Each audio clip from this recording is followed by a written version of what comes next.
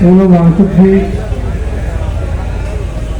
बहुत ही distinguished environmentalist, scientist, teacher, activist और कांग्रेस जनता पार्टी जिन्होंने ये आयोजन किया है, और उनके साथ आयशा पे जो इंडेफिनिट साइट पर बैठे बच्चे हैं और बाकी स्टूडेंट ऑर्गेनाइजेशन जिन्होंने यहाँ 20 तारीख से लगातार ये आयोजन किया है, मैं इस मंच से इनके काज का सपोर्ट करने पंजाब से पहुंचा। ये इनका बहुत राइट काज है और ये कौशन करने आया हूँ कि ये जेनजी है, याद कर लो नेपाल को, याद कर लो बांग्लादेश को, सबका पलट देते हैं और इनका सब्र का इम्तिहान मत लो।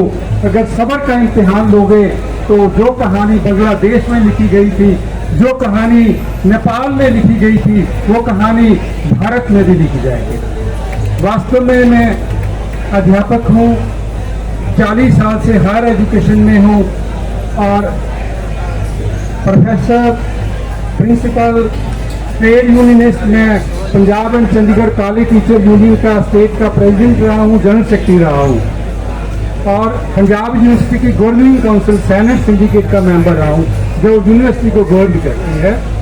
तो मेरा वास्ता ही हायर एजुकेशन से है, तो मैं हायर एजुकेशन का सीन, बेसिकली टोटल एजुकेशन का सीन आपके सामने रखना चाहता हूँ। मेरा पर्पज ये नहीं कि मैं आपको डिमोरलाइज करूँ, पर मेरा पर्पज ये रहेगा कि बेसिकली आप इस जो संघर्ष छिड़ा हुआ है उस संघर्ष को और तेजी से और तीव्रता से लड़ने की जरूरत है हमें। हायर एजुकेशन का जब से ये सरकार आई है, इन्होंने ऐसा कंट्रोल किया है कि टोटल हायर एजुकेशन में जो मंत्री हैं हमारे, पहले तो +2 पास मैडम स्मृति ईरानी रही हैं, अब भी जो हमारे धर्मेंद्र प्रधान जी हैं, ये भी मेरे मायने में तो अनपढ़ हैं, चाहे मास्टर्स कर रखी है उन्होंने, पर उनको जो हायर एजुकेशन के मसले हैं उनकी समझ नहीं है।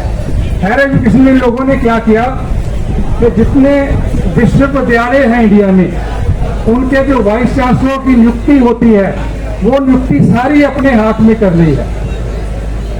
पहले ये नियुक्तियां सेंट्रल यूनिवर्सिटी तक सीमित थी, बाकी स्टेट यूनिवर्सिटियों की जितनी नियुक्तियां थी वो रिस्पेक्टिव स्टेट्स करती थी।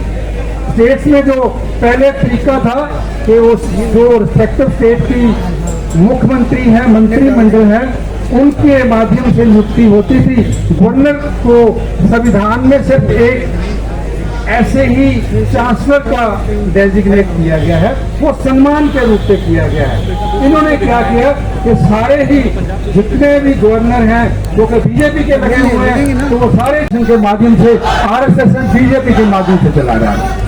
इसी से कोऑर्डिनेट करके मैं बता रहा हूं तुम्हें कि इंडिया में 70 साल इंडिया को कोई नेशनल टेस्टिंग अथॉरिटी बनाने की जरूरत नहीं पड़ी, क्योंकि जितने एग्जाम होते थे कुछ नेशनल लेवल पे होते थे, कुछ स्टेट लेवल पे होते थे। जैसे नीट है, स्टेट अपना एग्जाम रहती थी, ऑल इंडिया लेवल पे अपना होता था। बच्चों के पास अपनी अपॉर्चुनिटी रहती थी, स्टेट लेवल पे भी लड़ते थे, नेशनल लेवल पे भी लड़ते थे। और 70 सालों में कोई इक्का दुक्की पेपर लीक की घटना वापरी।